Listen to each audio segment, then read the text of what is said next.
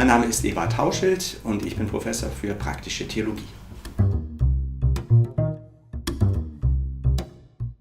Eine der Fragen, an der ich arbeite, ist dies, dass, und das ist eine Besonderheit in Deutschland, viel geredet wird über Diakonie und Kirche.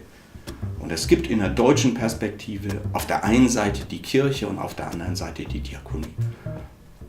Geht man in praktisch jedes andere Land, dann schauen einen die Menschen seltsam an, warum und wie man das diskutiert.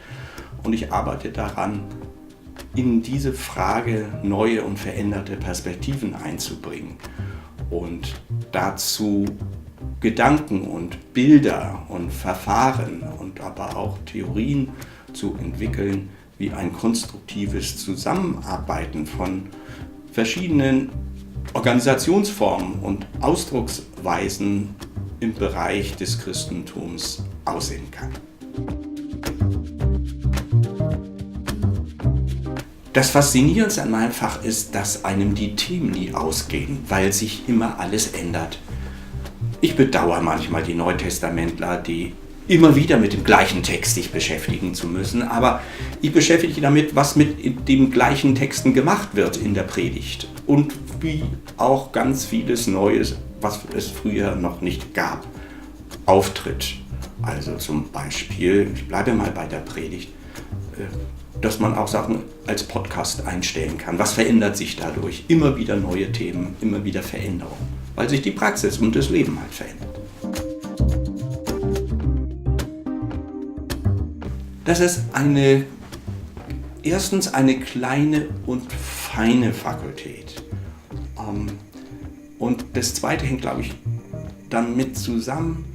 Wir haben hier eine Fakultät, und ich kann das sagen, für die letzten 20 Jahre, in der es nie einen Streit von der Art gab, dass darunter zum Beispiel Qualifikationsarbeiten leiden müssen, sondern dass wir gut, und gerade wenn es darum um Bewertung von Arbeiten gibt, und für Studierende ist das ein ganz wichtiger Punkt, wir ganz offen und über die Argumente miteinander diskutieren und dann eine gute Entscheidung treffen.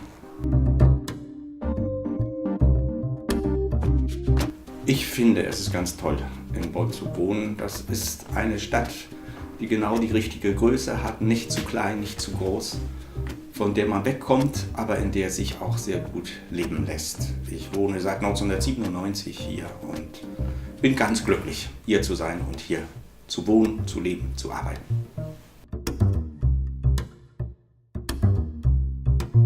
Theologie ist für mich eine Art und Weise, die gesamte Welt zu sehen.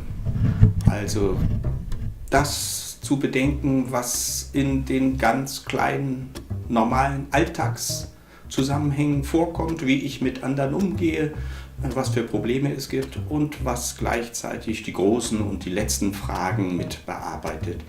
Was war, bevor alles losging? Wozu ist eigentlich alles da?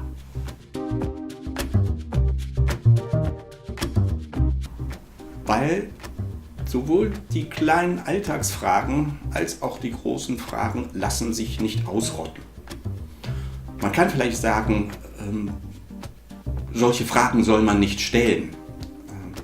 Und es gibt eine ganze Menge von Antworten, die von der Art und Weise sind, dass sie die Fragen klein machen und dass sie einfache Antworten liefern. Und die Theologie nimmt sich Zeit und hat Interesse dafür, viele solche Fragen, die sich auch nicht ein für alle Mal beantworten lassen, offen zu halten. Jedenfalls sehe ich so, dass gerade die biblischen Texte von der Art und Weise sind, dass sie Fragen immer neu offen halten, sodass es auch nicht sinnlos ist, immer wieder an jedem Sonntag noch einmal neu eine von diesen alten Texten herzunehmen, sich Zeit zu nehmen, darüber nachzudenken, in einem Zusammenhang, wo diese alten Texte in einer Vielzahl von Varianten gesungen, gesprochen, gebetet vorkommen und wieder aufklingen und uns daran erinnern.